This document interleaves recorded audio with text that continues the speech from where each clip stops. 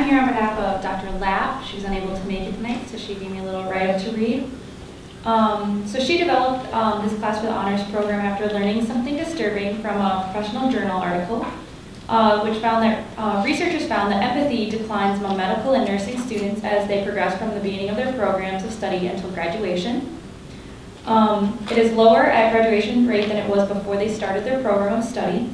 As an educator, she decided to focus her sabbatical program of research on the topic of empathy and to examine why it could decline in students preparing for a profession of helping others. How can we address this unexpected phenomenon? Her plans included traveling to consult with other researchers at the University of California, where she observed and participated in teaching of medical students using theater scripts. For each scenario, the scripted words spoken by the patients and providers, along with their true thoughts, were read out loud by medical students and independent senior volunteers living in the community. After the reading exercise, both the students and the seniors shared their reactions to the exercise and told stories from their own lives that this exercise experience had triggered. The dynamic was amazing as individuals in the group learned so much from someone else's perspective. This inspired a course designed to help other students, from any major or career path, become aware of how empathy puts us in touch with our own capacity to connect with others.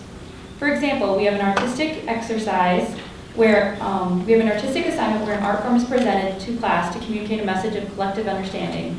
We also use theater exercise to try to determine what another person wants and what is the obstacles getting at, and what strategy is used to overcome these obstacles. There are theater scenes read or performed by visiting actors with debriefing to analyze universal human experiences. Communication techniques are also studied to help improve our own awareness of how we can respond to others in a more empathetic manner.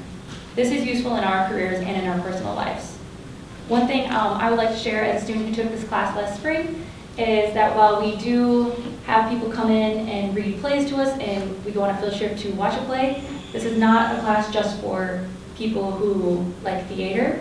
It's also not a class just for people who are nursing majors or someone planning to go into a career in the medical field, as empathy is used in our everyday lives. It's super important, and it's something that we may assume we are empathetic, but it's actually surprising how sympathetic we are rather than empathetic. It's very much so a discussion-based class, so kind of like wherever the students kind of take discussion is how Dr. Lapp kind of like pursues classes. So it's really interesting how our discussions went last semester.